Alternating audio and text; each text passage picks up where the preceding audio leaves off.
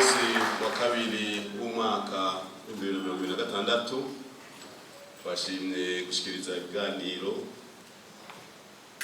kugira ngo tuvuge ingene umwaka wagenze urangiye n'ingene tugiye gukora mu 2026. Nagomba rero ntangure shimire abitavye ikiganiro, abamenyesha makuru, dushimira Umunyamabanga wa Gisagara ca Bujumbura, dushimire abanyamabanga b'umugamba mu ntara bose bari ngaha, dushimire kandi abanyamabanga b'abanyabisata bari ngaha.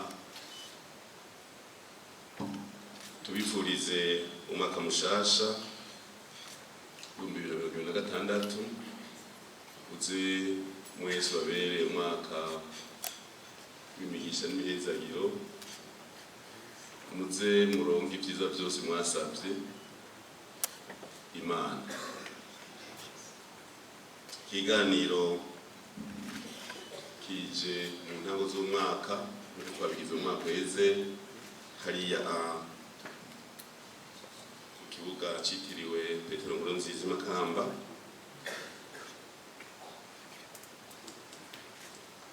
Ni ikiganiro hanini tuzogaruka ku vyabaye mu mwaka uheze 2025.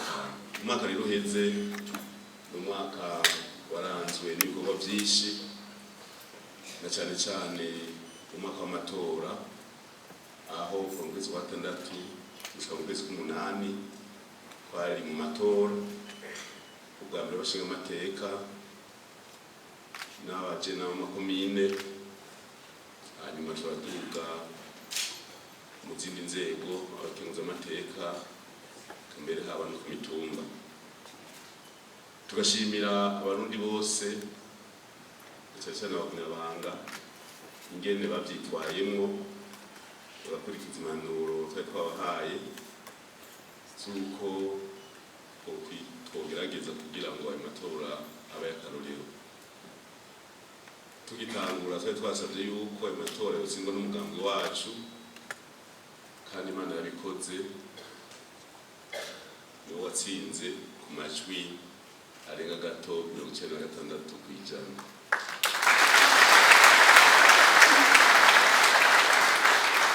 Ayo matora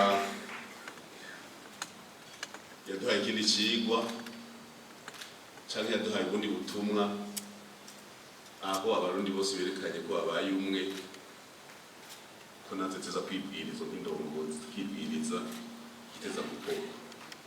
Nkuko twabivuze, abarundi 62 twikukira baratoye kwikurako bakava mu mahanga, barisubiza intahe yo kwikukira, umuntu wese kwigenga. Mu 1993 baratoye demokrasi, baravuga bati indongozi zose zishyirwaho nabo zizorongora, birakunda mugabo barabiburizamwo, tuja ku rugamba, birashoboka ibyo twahoramo. Aya matora rero yaraye abaye arerekana ko ari ikindi kintu bashikeneye, bakeneye iterambere, kandi byose twasanze iyo turi kumwe birashoboka. Yesu mukuru w'igihugu nicyo kivugo yahaye manda, turi kumwe twese birashoboka. 96% saba kunyabanga gusa n'abarundi bose bavuze bati ku rugamba kurwanya ubukene tuje hamwe twese. Ivyo rero twagomba tubashimire abarundi bose, twemera yuko natwe nk'umugambwe washizwe imbere n'abene igihugu tuzokora ibishoboka byose kugira ngo dushikane Uburundi ku iterambere.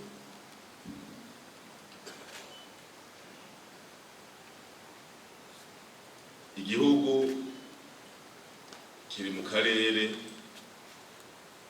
gafise ibihuhusi, dutegereza rero kubikanura, byose birashoboka tukarikanura kugira ngo igihugu mu gitekanye. Ntaburyama rero mukondera zose, umwe n'igihugu wese ahamagariwe guhagararira amahoro n'umutekano kugira ngo rya terambere dukeneye turishikeko. vyinshi byagiye birakorwa kandi n'ubu birabona bikorwa. Hari mbere n'abagira tubaza yuko ibyo twagiye turavuga ibyo bikorera byo mu ngiro, na cyane cyane korohereza umuntu wese akeneye kwitangira igihugu kuyoroswa ubuhinga.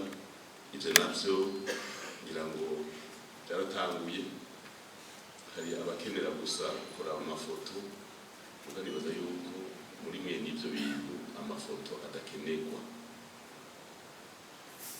Hariho ibintu bisaba yuko amafoto adakenerwa, ngo byaratanguye kandi ubu igiye gufata umurindi nk'uko nyinshi bari umukuru w'igihugu yabivuze mu biganiro aheruka gushikiriza.